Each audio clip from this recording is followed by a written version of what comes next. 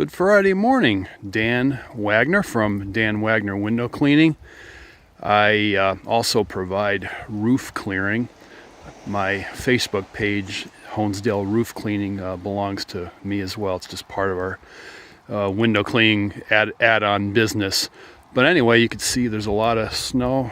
A lot of it is coming from this roof, which I'm roof raking right now. So a little tip for you homeowners: you can either call us 570-630-0326, or even if you can just get several feet off the bottom of the roof, the lowest areas of the roof, that's going to really help to avoid ice buildup eventually.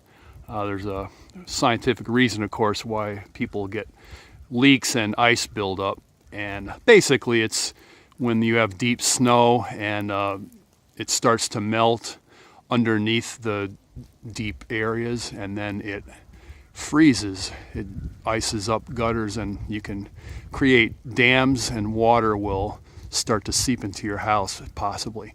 Anyway, just a little tip: even if you can't get the whole roof, get part of it, and when the sun finally comes out, let the sun melt it to the shingles, and you should be good. But if you need to call us, give us a call or text us, 570-630-0326. Have a good day.